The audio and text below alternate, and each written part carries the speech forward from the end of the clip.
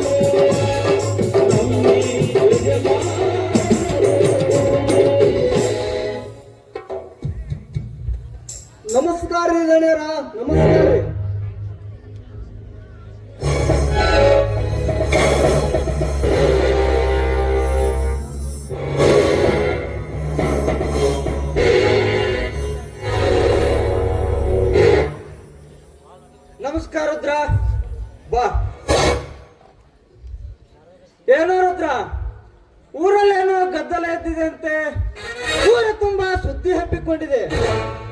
ಈ ವಿಷಯ ನಿನಗೆ ಗೊತ್ತಿಲ್ಲವೇ? ಗೊತ್ತಿರಿ ದಣ್ಯರ, ಗೊತ್ತಿರಿಯಪ್ಪ. ಅದಕ್ಕಂತ ಊರ್ ಜನ ಬಂದು ಹೊರಗಡೆ ನಿಂತಾರ್ರಿ. ಊರು ಬರ್ಬಾರ್ದು ಭಾಳ ಹೊಲಸಾಗತ್ತೈತಿ ನೋಡ್ರಿ ದಣ್ಯರ. ಆ ತಿಮ್ಮನ ಮಗ ಕಾಳ ಏನೋ ತಪ್ಪು ಮಾಡ್ಯಾನಂತ್ರಿ, ಅದಕ್ಕೆ ಅವನು ಕರ್ಕೊಂಡು ಬಂದಾರ್ರಿಯಪ್ಪ. ಎಲ್ಲಿದ್ದಾರೆ ಅವರು? ಕರೆದುಕೊಂಡು ಬಾ ಅವರನ್ನ ಒಳಗಡೆ. ಏನಾಗೆ ಹಣಿಮೆ ಕರ್ಕೊಂಡು ಬರ್ರಿ ಅವನ.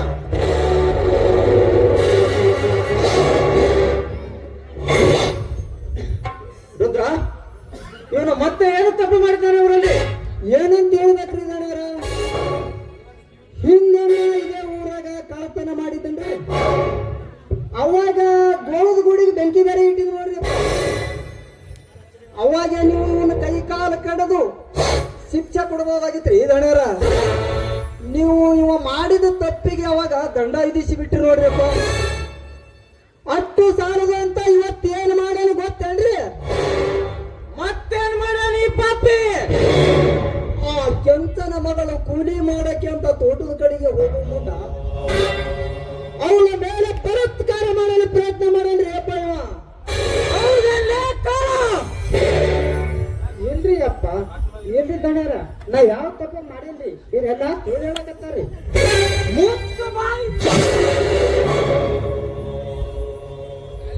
ನೀನು ಎಲ್ಲಿರುವಿ, ಯಾರ ಕಣ್ಣು ಮುಂದೆ ನಿಂತಿರುವಿ ಎಂಬ ಅರಿವು ನಿನಗೆ ಏನಾದರೂ ಇದೆಯಾ? ಸುತ್ತು 40 ಹಳ್ಳಿಗಳ ಜನರ ಸಮಸ್ಯೆ ಬಗೆಹರಿಸುವಂತ ನ್ಯಾಯವಂತರ ಮನೆತನವಿದು.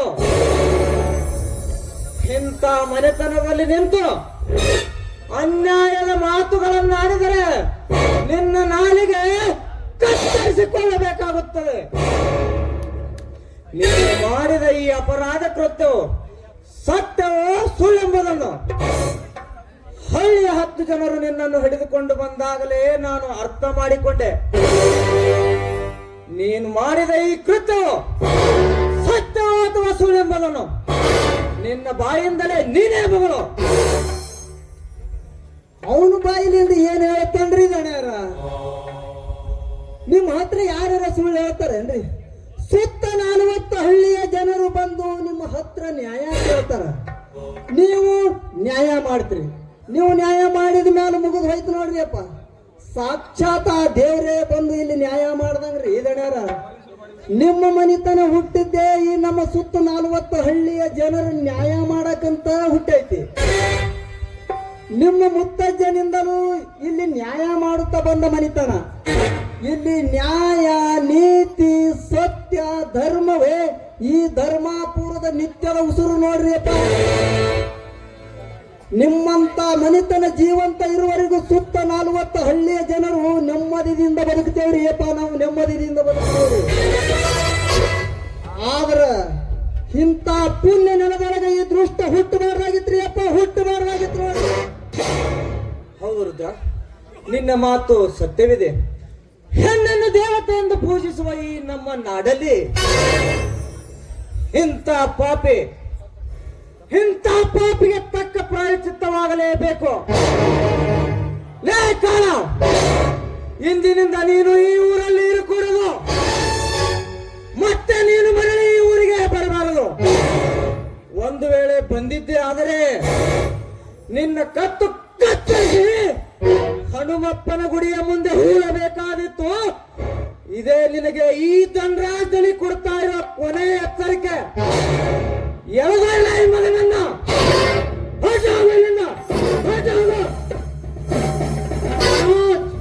ನೀನು ಕೊಡುತ್ತಿರುವ ಈ ಶಿಕ್ಷೆ ಕರೆಕ್ಟ್ ಆಗಿದೆ ಅಂತ ಒಂದು ಸಲ ವಿಚಾರ ಮಾಡಿಕೊಡಿ. ಒಂದು ವೇಳೆ ಇದೇ ತಪ್ಪು ನಿಮ್ಮ ಮನೆತನದಲ್ಲಾದರೂ ಆದರೆ ಇದೇ ಶಿಕ್ಷೆ ಕೊಡಲು ಮುಂದಾಗಬೇಕಾಗುತ್ತದೆ. ಎಚ್ಚರ. ಲೇ ಕಾಳ, ಇವನು ನ್ಯಾಯವಂತರ ಮನೆತನದಲ್ಲಿ ಹುಟ್ಟಿದವನು. ಕಾದು ನೋಡು.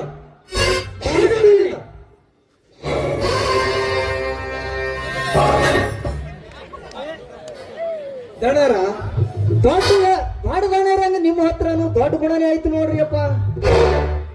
ಇಂಥ ಚಿಕ್ಕ ವಯಸ್ಸಿನಾಗ ಎಂತಿಂತ ಸಮಸ್ಯೆಗಳೆಲ್ಲ ಬಗೆಹರಿಸ್ತೀರಲ್ಲ ದಣರ. ಅದಕ್ಕೆ ನಿಮ್ಮಂತ ಪುಣ್ಯವಂತರಿಗೆ ಆ ದೇವರು ಮಕ್ಕಳ ಸಂತಾನ ಕೊಡಲಾರದೊಂದು ದೊಡ್ಡ ಪಾಪ ನೋಡ್ರಿಯಪ್ಪ. ಅದಕ್ಕೆ ನಾನು ಆ ದೇವರಲ್ಲಿ ನಿತ್ಯ ಬೇಡ್ಕೊಳ್ಳೋದು, ನಿಮ್ಮ ಹೊಟ್ಟಿಲಿಂದ ಒಂದು ಮಗು ಹುಟ್ಟಿ ನಿಮ್ಮಂಗ ನ್ಯಾಯ ಹೇಳು ಸಣ್ಣ ದಣಿ ಆಗ್ಬೇಕಂತ ನನ್ನ ಆಶಯ. ಆ ಭಾಗ್ಯ ನಾ ಎಂದ ಕಾಣುತ್ತೀನೋ ಆ ದೇವರೇ ಬಲ್ಲ. ರುದ್ರ, ನಮಗೂ ಮದುವೆ ಆಗಿ 3 ವರ್ಷ ಕಳೆದರು, ಮಕ್ಕಳ ಸಂತಾನ ದೊರೆಯಲಿಲ್ಲ. ಹಾಗಂತ ನಾವು ಚಿಂತೆ ಮಾಡುವ ಅವಶ್ಯಕತೆಯೂ ಇಲ್ಲ. ಏಕೆಂದರೆ ಈ ಊರಲ್ಲಿರುವ ಈ ಪ್ರಜೆಗಳೇ ನನ್ನ ಮಕ್ಕಳೆಂದು ತಿಳಿದರಾಯ್ತು. ನಿಮ್ಮಂತ ದೀನ ದಲಿತರೇ ನಮ್ಮ ಬಂಧುಗಳು ರುದ್ರ, ನೋಡು ರುದ್ರ, ನಮ್ಮ ಮಕ್ಕಳ ಭಾಗ್ಯ ಪಡೆಯಬೇಕಾದರೂ 7 ಜನ್ಮದ ಪುಣ್ಯವಿರಬೇಕಂತ ರುದ್ರ, ಪುಣ್ಯವಿರಬೇಕು ರುದ್ರ. ಹಾಗಂತ ನಮಗೆ ಅಡವಿ ಸಿದ್ದಪ್ಪಜ್ಜ ಮಹಾರಾಜ ನಮಗೆ ಯಾವ ರೀತಿಯಿಂದಲೂ ಕಮ್ಮಿ ಮಾಡಿಲ್ಲ. ನೋಡು, ಅರಮನೆ ಅಂತ ಮನೆ, 400 ಎಕರೆ ಜಮೀನು, ಬೆಳ್ಳಿ ಬಂಗಾರ ಮುತ್ತು ಮಾಣಿಕ್ಯ ಸಾಕಷ್ಟು ಮನೆ ತುಂಬಿ ನಿಂತಿದೆ. ಹೀಗಿರುವಾಗ ನಿಮ್ಮಂತ ದುಡಿಯುವ ಆಳು ಮಕ್ಕಳೇ ನಮ್ಮ ಮನೆ ಮಕ್ಕಳೆಂದು ತಿಳಿದಾರಾಯ್ತು ರುದ್ರ. ಎಂತ ಮಾತ್ರ ದಣ್ಯಾರ, ನಮ್ಮನ್ನು ನೀವು ಎಷ್ಟು ನಿಮ್ಮ ಮನೆ ಮಕ್ಕಳಂತೆ ಪ್ರೀತಿಸಿದರೂ ನಾವು ನಿಮ್ಮ ಮನೆ ಮಕ್ಕಳಾಗುವುದಿಲ್ಲ ನೋಡ್ರಿ ದಣ್ಯಾರ. ನಿಮ್ಮ ಮನೆಗೆ ಒಬ್ಬ ಮಗ ಬೇಕೇ ಬೇಕು. ನಮ್ಮ ಮುತ್ತಜ್ಜನ ಕಾಲದಿಂದಲೂ ನಿಮ್ಮ ಮನೆಯಲ್ಲಿ ದುಡಿಯುತ್ತಾ ಬಂದೆವು. ಆದರೆ ನೀವು ಎಲ್ಲರನ್ನೂ ನಮ್ಮನ್ನು ಮಕ್ಕಳಂತೆ ಕಂಡ್ರಿ. ಅದಕ್ಕಂತ ನಾನು ಆ ದೇವರಲ್ಲಿ ನಿತ್ಯ ಬೇಡಿಕೊಳ್ಳೋದು, ನಿಮ್ಮ ಹೊಟ್ಟೆಲಿಂದ ಒಂದು ಮಗು ಹುಟ್ಟಿದರೆ ಈ ಊರಲ್ಲಿ ಇರುವ ಎಲ್ಲ ದೇವರಿಗೆ ತುಪ್ಪದ ಅಭಿಷೇಕ ಮಾಡಿಸ್ತೀನಿ ಅಂತ ನಾ ಹರಕೆ ಹೊತ್ತೀನಿ ನೋಡಿ. ರುದ್ರ, ನೀನು ಈ ಮನೆಯ ಹಾಳು ಮಗನಲ್ಲಪ್ಪ, ಹಾಳು ಮಗನಲ್ಲ, ಈ ಮನೆಯ ಮಗ ನೀನು. ನಿನ್ನಂತ ವಿಶ್ವಾಸಿಕ ಅಭಿಮಾನಿ ಪಡೆಯಬೇಕಾದರೆ ಈ ಮನೆತನದ ಪುಣ್ಯವಿದೆ ರುದ್ರ, ಪುಣ್ಯವಿದೆ. ಎಂತ ಮಾತ್ರ ದಣ್ಯಾರ, ಅಪ್ಪರ ನನ್ನ ಪುಣ್ಯ ಈ ಮನೆಗೆ ಆಯ್ತೋ ಇಲ್ಲೋ ಗೊತ್ತಿಲ್ರಿ. ಆದ್ರೆ ಈ ಮನೆ ಅನ್ನ ತಿನ್ನುವಂಥದ್ದು ಪುಣ್ಯದ ಋಣ ನನಗೈತಲ್ಲ, ಈ ನಿಮ್ಮ ಋಣ ನಾನು ಯಾವಾಗ ತೀರಿಸ್ತೀನೋ ಏನು. ರುದ್ರ, ಈ ಜಗತ್ತಿನಲ್ಲಿ ಒಬ್ಬರ ಋಣ ಒಬ್ಬರು ಮುಟ್ಟಿಸುವ ಕಾಲ ಆ ಸದ್ಗುರು ಪುಂಡಲಿಂಗೇಶ್ವರ ತಂದೆ ತರುತ್ತಾನೆ. ಸ್ವಲ್ಪ ತೋಟದ ಕಡೆ ಹೋಗಿ ಆ ಕಬ್ಬಿನ ಜಮೀನಿಗೆ ನೀರು ಹಾಸಿದಾರಲ್ಲ ಅಂತ ನೋಡಿಕೊಂಡು ಬಾ. ಹೌದು ನೋಡ್ರಿ ಅಪ್ಪ, 8 ದಿನ ಆಯ್ತು ನಾನು ಒಂದ್ ಕಡೆ ಹೋಗಿಲ್ರಿ, ತೋಟದ ಕಡೆ ಇಲ್ಲೇ ಕೂತ್ಬಿಟ್ಟಿನ್ರಿ. ನಾನು ಹೋಗಿ ನೋಡ್ಕೊಂಡ್ ಬರ್ತೀನಿ ದಣ್ಯಾರ, ಬರ್ಲ್ರ? ಹೋಯ್ ಬಾ ರುದ್ರ, ಹೋಯ್ ಬಾ, ಹೋಯ್ ಬಾ.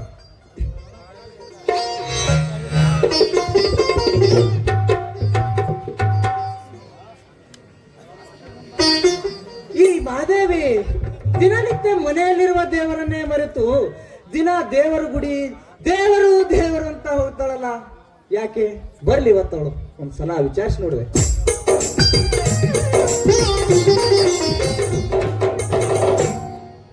ಮಾದೇವಿ, ಎಲ್ಲಿಗೆ ಹೋಗಿದ್ದೆ?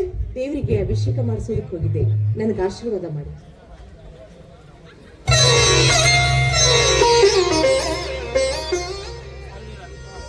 ಮಾದೇವಿ, ನಿತ್ಯ ನೀನು ದೇವರ ಗುಡಿಗೆ ಹೋಗಿ ಅಭಿಷೇಕ ಮಾಡಿಸಿಕೊಂಡು ಬರುವೆಯಲ್ಲ, ಯಾಕೆ?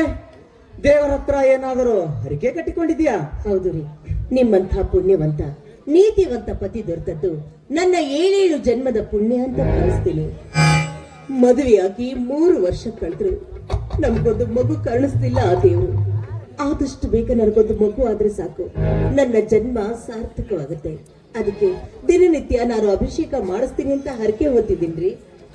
ನೋಡು ಮಾದೇವಿ, ಇಲ್ಲದ ಆಸೆಗಳನ್ನು ಕೈ ಬೀಸಿ ಕರೆದು ನಿನ್ನ ಮನಸ್ಸಿಗೆ ಭಾರ ಮಾಡಿಕೊಳ್ಳಬೇಡ. ಏಕೆಂದರೆ ಈ ಕಲಿಯುಗದಲ್ಲಿ ಮುಂದೆ ಹುಟ್ಟುವ ಮಕ್ಕಳು ಹೆತ್ತವರ ಮನೆತನಕ್ಕೆ ಮುತ್ತುಗಳೂ ಆಗಬಹುದು, ನವರತ್ನಗಳೂ ಆಗಬಹುದು. ಒಂದು ವೇಳೆ ತಪ್ಪಿ ಹುಟ್ಟಿದ ಮಕ್ಕಳು ಹುಟ್ಟಿದ ಮನೆತನಕ್ಕೆ ಕುತ್ತುಗಳೂ ಆಗಬಹುದು, ಕುತ್ತಿಗೆ ಕತ್ತರಿಸುವ ಕಟುಕರೂ ಆಗಬಹುದು. ಬೇಡ ಮಾದೇವಿ, ಬೇಡ. ಬಯಸಿ ಬೇಡುವುದು ಬೇಡ. ಬರುವ ಭಾಗ್ಯವಿದ್ದರೆ ತಾನಾಗಿಯೇ ಬರಲಿ.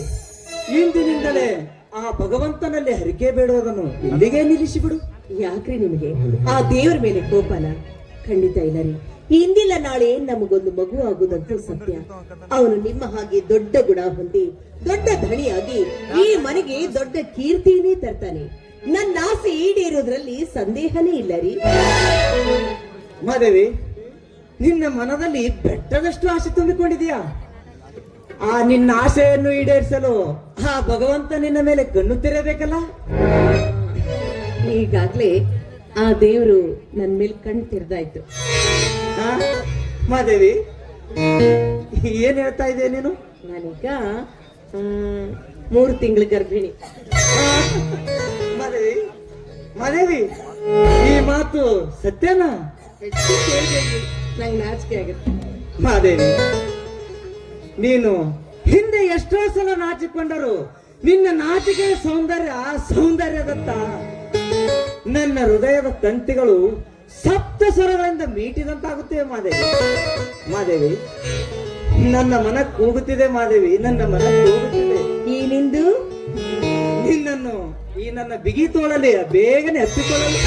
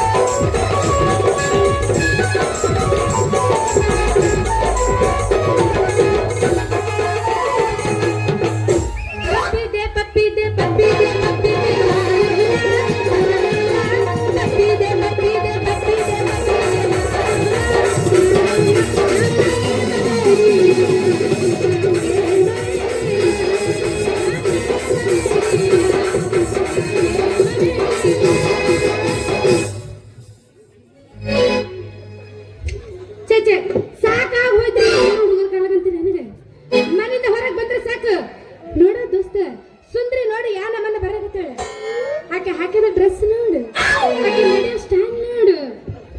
ನನಗೆ ನೋಡಿ ಯಾರು ಚಿನ್ನ ಹೊಡಿತಾರ, ಯಾರು ಕಣ್ಣ ಹೊಡಿತಾರ, ಯಾರು ಹೆಂಗೆಂಗೋ ಮಾಡ್ತಾರೆ. ಎಷ್ಟು ದಿನ ಲೇಟ್ ಐತಿ ತಡಿ.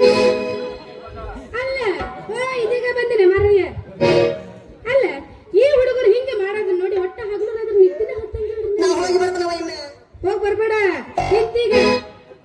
ಹಂಗಲ್ಲ ನಾನು ಬೆಳಗ್ಗೆ ಹರಿಬೇಕಾರ 4-5 ಕೌದಿ ಹರಿದಿರ್ತಾವ ನಮ್ಗೆ. ಯಾಕೆ ಗಂಡನ ಮದುವೆ ಮಾಡ್ಕೊಂಡು ಗಂಡನ ಮನೆ ಸೇರ್ಬೇಕಂತಂದ್ರೆ ನನ್ನ ಮದುವೆ ಆಗೋ ಗಂಡ ಗುಡುಗುಡುಗುಂಡ ಅವ ಅಂತೀನಿ. ಏನು ಚಂದ ತೋರಿಸ್ತೀರಿ.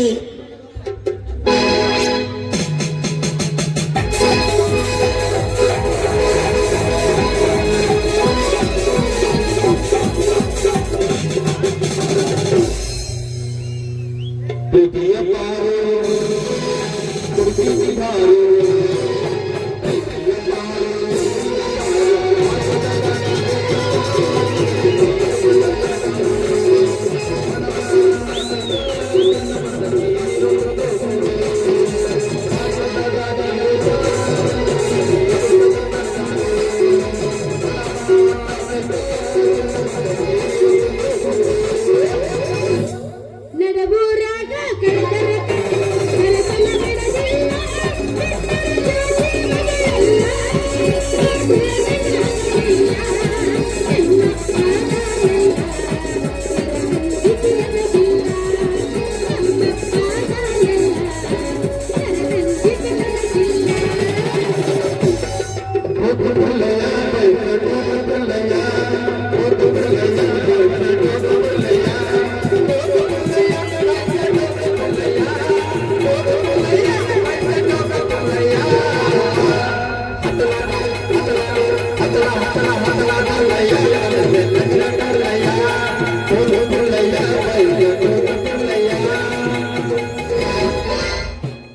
ನನ್ನಲ್ಲಿ ನಾನೆಲ್ಲ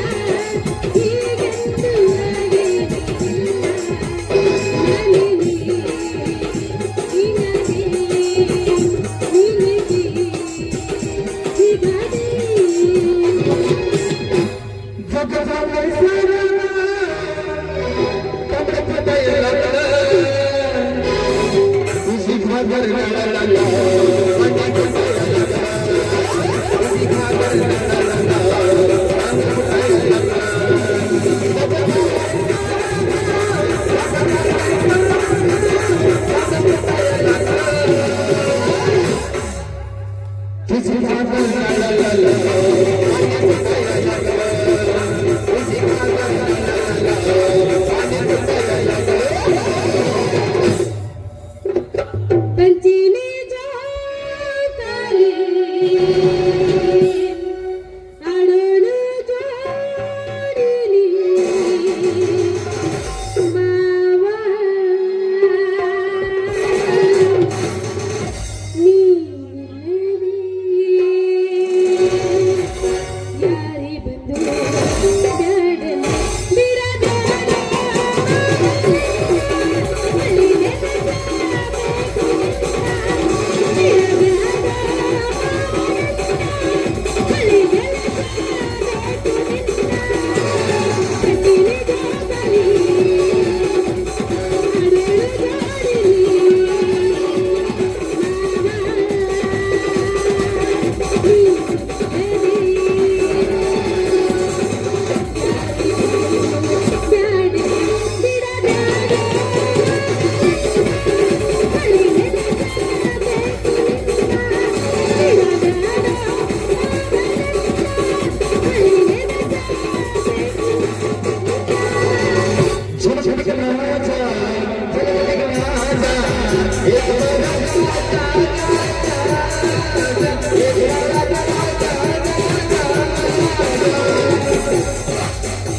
ನೋಡನ ಕೆಂಪನಗಲ್ಲ ಒಗದನ ಚುಪ್ಪನಗಲ್ಲ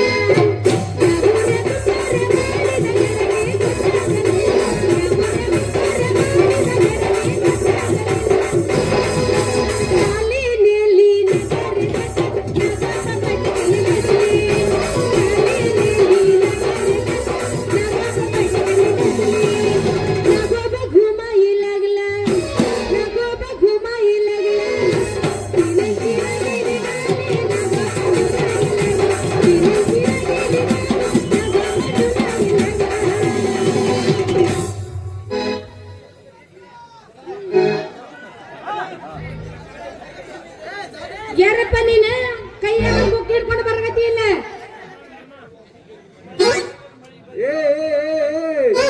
ನಿಮ್ಮಂತವ್ರು ಕಂಡು ಕೂಡಲೇ ನಂದು ಎದ್ದು ಬಿಡ್ತೈತೆ.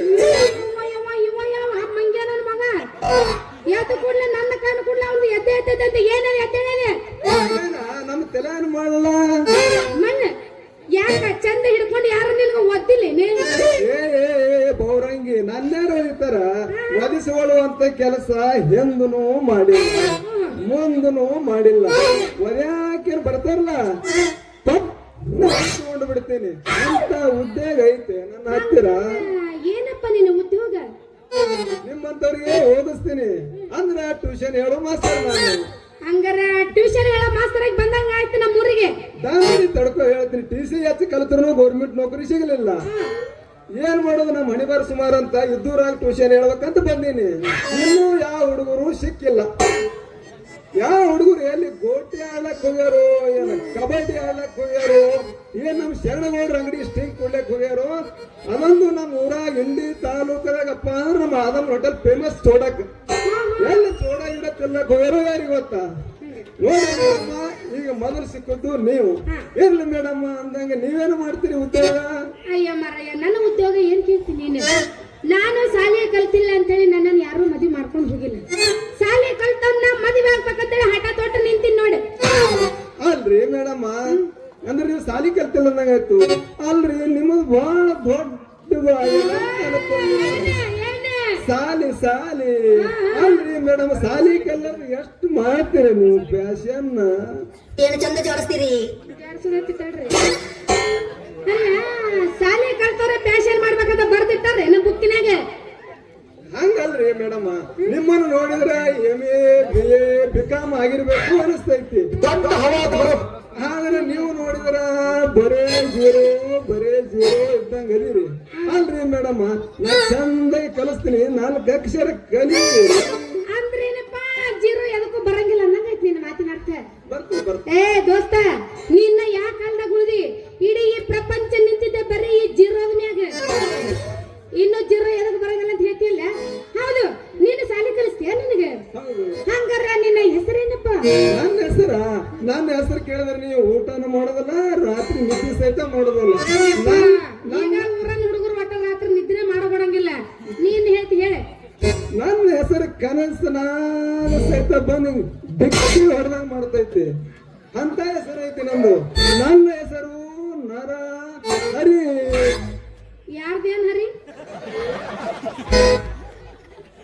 ಅಂತ ಅರಿವು ಮನುಷ್ಯ ಇಲ್ಲ. ಅಂದ್ರ ನೀ ಯಾರ್ದಾರ ತೊಗಲ್ಗಿಗಲ್ ಹರ್ದೀನಿ? ಎಲ್ಲ ಅರಿವಂತ ಮನುಷ್ಯ ಅಲ್ಲ. ಹಂಗಾರ ಯಾರ್ದಾರ ಹಂಗೆ ಹಿಂಗೆ ಹರ್ದಿರ್ಬೇಕು ನೀ. ಇವನವನ ಅದು ಇದು ಯಾರ್ದತ್ತ ಗೊತ್ತಾಯ್ತು. ನೀ ಯಾರ್ದಾರ ಏನಾರ ಹಿಡ್ಕೊಂಡು ಹರಿದಿರ್ಬೇಕು. ಹೌದಲ್ಲ? ನೋಡ, ಹರಿ ಅಂದ್ರೆ ಬೆಳತಾರ ನಿಂದೇ ಹರಿದು ಬಿಡ್ತೀನಿ. ನೀ ಹರಿಯವ ಅಂದ್ರೇನ? ನಿನ್ನ ಹೆಸರು ನರ ಹರಿ. ಇನ್ನು ನಂದು ಚೂರಿ ಹಚ್ಕೊಳ್ಳೆ. ನಿಮ್ಮನ್ನು ಜಾರಿಸ್ತೀರೇನ್ರಿ?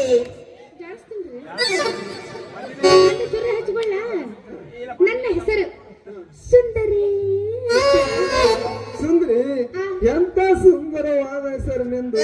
ಹೆಸರು ಕೇಳ ಯಾಕೋ ನನಗೊಂದು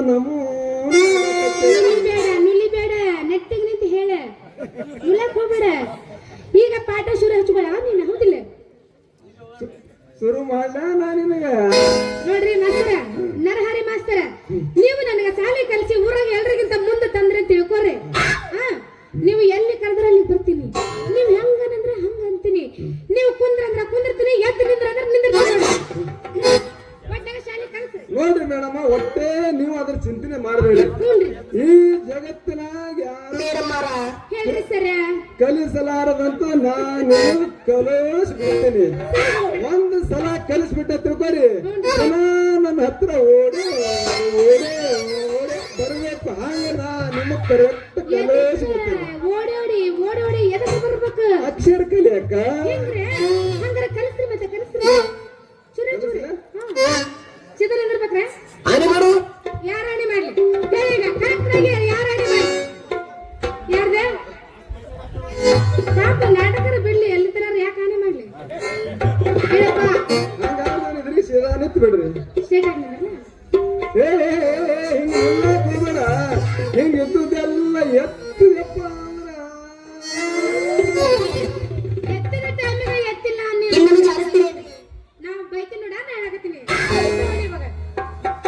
ಏನ ಏನ್ ಇವಾಗ ಪಾಠ ಹೇಳ್ರಿ ಮಾಸ್ತರ ಮುಂದೆ ಹೇಳ್ಬೇಡ್ರಿ ಪಾಠ ಪಾಠ. ಹೇಳ್ತೀವಿ ಪಾಠ ಶುರು ಮಾಡು. ಒಂದೇ ಮಾಡಲ್ ಹೇಳಿ ಒಂದೇ ಮಾಡಲ್ ಹೇಳ್ರಿ ಓ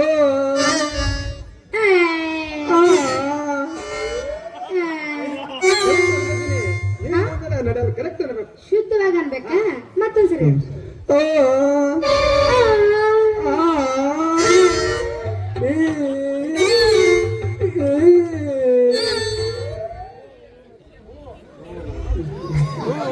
ಸುಂದ್ರಿ ಅಕ್ಷರಗಳನ್ನು ಅಂದಾಗ ಬರ್ಬೇಕಾ ಅತಿ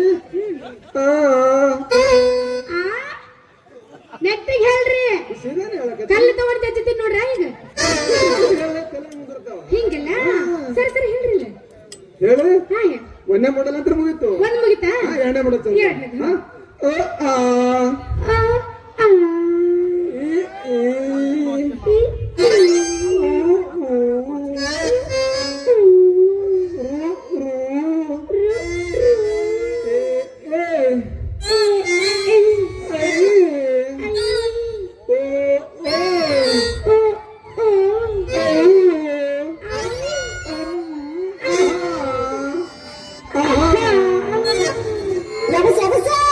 ಮಾಸ್ತರ್ಯ ಎಲ್ಲ ಅಕ್ಷರ ಸರಳವಾಗಿ ಹೋದು ಇದು ಯಾಕ್ರ ನಮ್ಮನ್ನ ಬಿಗಿ ಹಿಡಿಯಕತ್ತಿದ್ದೆ ನೋಡ ಸುಂದರಿ ಮೊದಲ ಬಹಳ ಬಿಗಿ ಇರ್ತೈತೆ ತಂದೆ ತಾನೇ ಸರಳವಾಗಿ ಬಿಡ್ತದ ಮೊದಲ ಅಂದಾಗ ಇರ್ಬೇಕಾ ಮುಗಿತಲ್ರಿ ಮೂರನೇದೊಂದು ಹೇಳ್ತಾರ ಹೇಳ್ರಿಪ್ಪ ಹೇಳ್ರಿ ಸಾಕ್ ಮಾಡಿ ಏನು ಇಂಪಾರ್ಟೆಂಟ್ ಅಂದ್ರೆ ಮೂರನೇ ಮಾಡಲ್ ಹಾ ಹಾ ಹೀ ಹೀ ಹೂ ಹೂ ಹೇ ಹೇ ಆಯ್ತಾ ಲಾಸ್ಟ್ ಐನ ಬಿಟ್ರೆ ಮುಂದಾವಲ್ಲ ಆದಿದ್ದಾಯ್ತು ಎಲ್ಲ ಮುಗಿದಿದ್ದಾಯ್ತು ಇನ್ನು ಮುಂದಿನ ಪಾಠ ಎಲ್ಲಿ ಯಾವಾಗ ಎಷ್ಟೊತ್ತಿಗೆ ಹೇಳೋರು ಹೇಳ್ರಿ ಮಾಸ್ತರ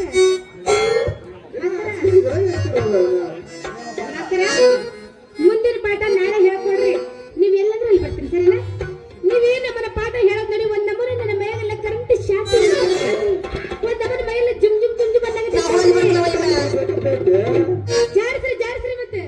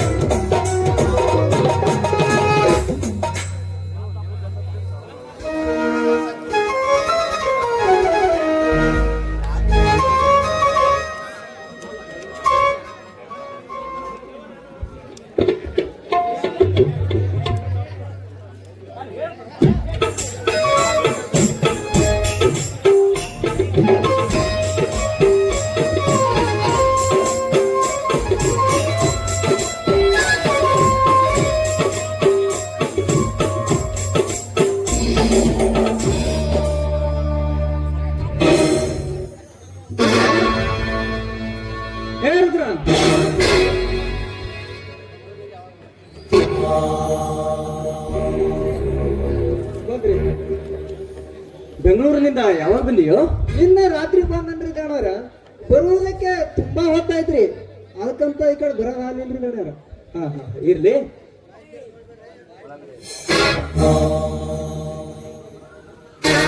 ರುದ್ರ, ಹೇಳು.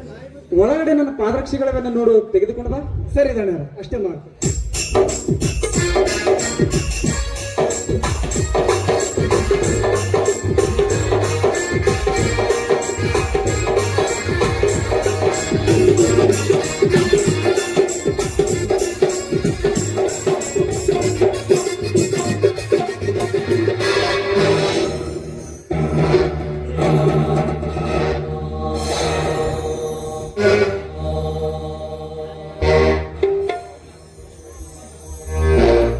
ರುದ್ರ,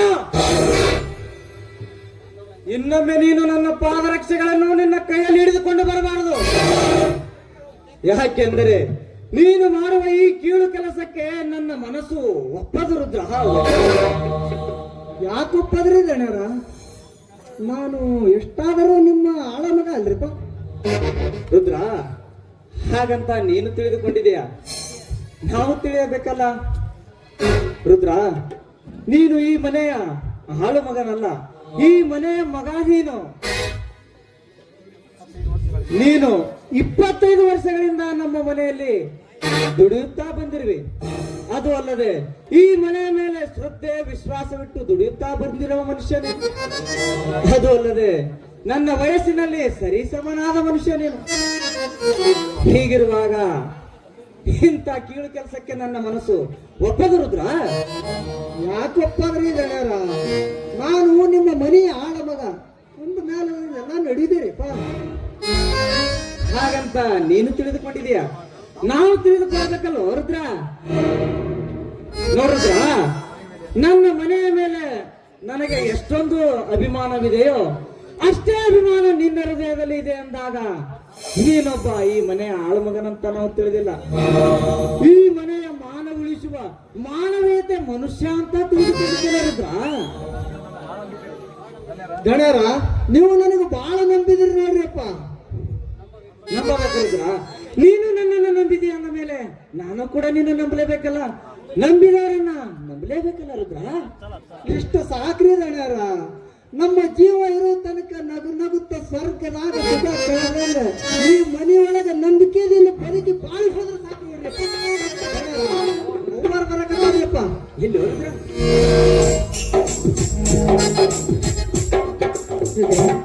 ಬೆಂಗಳೂರಿಂದ ಯಾವಾಗ ಬಂದೆಪ್ಪ? ನಿನ್ನೆ ರಾತ್ರಿ ಬಂದನ್ರಿ ಅವ್ವಾರ. ಬರುವುದಕ್ಕ ತುಂಬಾ ಹೊತ್ತಾಯ್ತ್ರಿ, ಅದಕ್ಕಂತ ಈ ಕಡೆ ಬರ್ಲಿಲ್ರಿ ಅವ್ವಾರ. ನಿಮ್ಮ ಮಗ ಚಿಕ್ಕದಣಿ ಮಾಂತೇಶಿಯಾಗ ಬೆಂಗಳೂರಿಗೆ ಒಯ್ದು ಬಿಟ್ಟು ಬರ್ಬೇಕಾದ್ರ ಹಾದ್ಯಾಗ ಬಹಳ ಹಠ ಮಾಡ್ದ ನೋಡ್ರಿ ಅವ.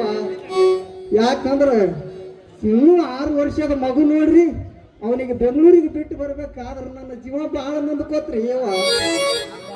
ಮತ್ತ ನಿಮ್ಮ ತಂಗಿಯವರೇ ನನಗೆ ಸಮಾಧಾನ ಹೇಳಿ ಕಳಿಸಿ ಕೊಟ್ರಿ.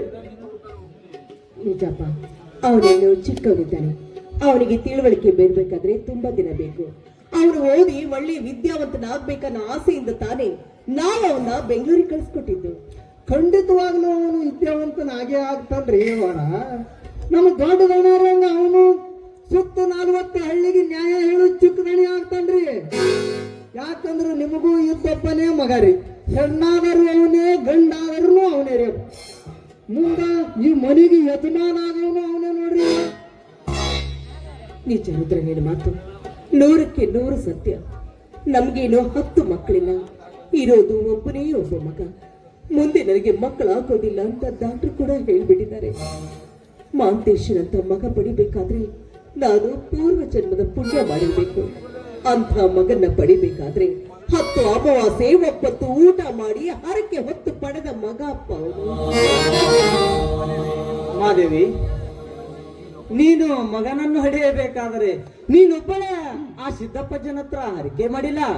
ಮತ್ತೆ ರುದ್ರ ಕೂಡ ನಮ್ಮ ಮಕ್ಕಳ ಭಾಗ್ಯಕ್ಕಾಗಿ ಆ ದೇವರ ಹತ್ರ ಹರಕೆ ಮಾಡಿದ್ದಾನೆ. ಹೌದು ಮಾದೇವಿ, ಹೌದು. ನಿನ್ನ ಹೊಟ್ಟೆಯಿಂದ ಒಂದು ಗಂಡು ಮಗ ಹುಟ್ಟಿದರೆ ಸಾಕು, ಊರಲ್ಲಿರುವ ಎಲ್ಲಾ ದೇವರಿಗೆ ತುಪ್ಪದ ಅಭಿಷೇಕ ಮಾಡಿಸ್ತೀನಿ ಅಂತ ರುದ್ರ ದೇವರಲ್ಲಿ ಹರಕೆ ಮಾಡಿದ್ದ. ಮಾದೇವಿ, ಅವನು ನಮ್ಮ ಮನೆಯಲ್ಲಿ ಸಣ್ಣವನ್ನಾಗಿ ದುಡಿದರು. ನಮ್ಮ ಮನೆಯ ಮೇಲೆ ದೊಡ್ಡ ಅಭಿಮಾನವನ್ನೇ ಇಟ್ಟಿದ್ದಾನೆ. ರುದ್ರಣ್ಣ, ನಿನ್ನನ್ನು ಏನು ಅಂತ ಕರಿಬೇಕಪ್ಪ. ವಯಸ್ಸಿನಲ್ಲಿ ನೀನ್ ಚಿಕ್ಕವನಾದ್ರು ಪ್ರೀತಿಯಲ್ಲಿ ತುಂಬಾ ದೊಡ್ಡವನಿದೆಯಪ್ಪ, ತುಂಬಾ ದೊಡ್ಡವನಿದೆಯ. ನಿನಗೆ ಮಕ್ಕಳಾಗದಿದ್ರು ಮತ್ತೊಬ್ಬರ ಹಿತವನ್ನೇ ಬಯಸ್ತಾ ಇದೆಯಾ. ಆದಷ್ಟು ಬೇಗ ನಿನಗೂ ಒಂದು ಮಗು ಆಗ್ಲಿ ಅಂತ ನಾನು ಆ ದೇವರಲ್ಲಿ ಹರಕೆ ಹೊತ್ಕೊಳ್ತಿದ್ದೆ. ದಡ್ಯಾರ ಮಾತಿನಾಗ ವಿಷಯ ಹೇಳೋದೇ ಮರ್ತು ಬಿಟ್ಟಿದ್ ನೋಡ್ರಿ ಅಪ್ಪ. ಈಗ ನಾನು ಹೇಳ್ತ್ರಿ ಈ ಸ್ವಲ್ಪ ನಿನ್ನ ಹೆಂಡತಿ ಏನಾಯ್ತು ರುದ್ರ? ಈಗ ನಾನು ಹೇಳ್ತಿ ಗರ್ಭವತ್ರಿ ಅಪ್ಪ. ಅದ್ಯಾಕಂತ ತವ್ರ ಮನೆಗೆ ಹೋಗ್ಯಾಡ್ರಿ, ನಾನು ಇವತ್ತು ಅಲ್ಲಿಗೆ ಹೊಂಟಿನ್ರಿ ದಡ್ಯಾರ.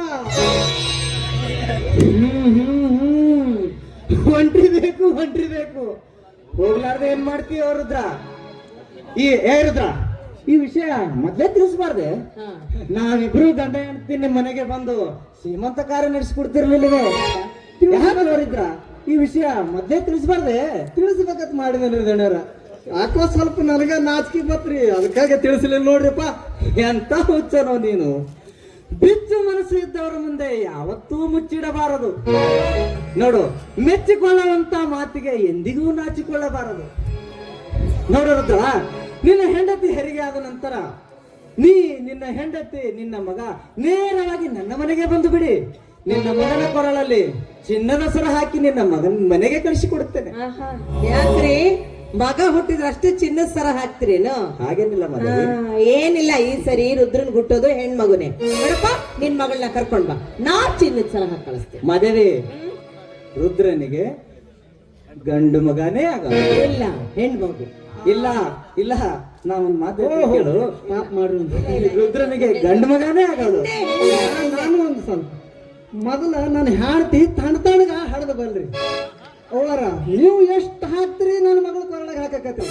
ಅಪ್ಪಾರ ನಿಮಗಾರ ಯಾಕೆ ಬೇಡಲ್ರಿ? ನಿಮ್ಮ ಕೈಗೆ ಕಾರ್ಬಾರ ಎಷ್ಟು ಹಾಕ್ತಿರಿ ಹಾಕಕತ್ರಿ. ನಾನೇನು ಬೇಡ ಅನ್ನೋದಲ್ರಿ. ಮೊದಲ ನಾನು ಹಾಡ್ತಿ ಊರಿಗೆ ನಾನು ಹೊಲಕ್ಕೆ ಸ್ವಲ್ಪ ಅಪ್ಪಣೆ ಕೊಡ್ರಿ. ಭಾಳ ದಿನ ಹೋಗಿ ನನ್ನ ಜೀವನ ನಡೆಸಲಿಕ್ಕತ್ತದ್ರಿ ಅಪ್ಪ. ಹೋಗಿ ಬರ್ತೀನಿ ದಡಾರ. ಅವರ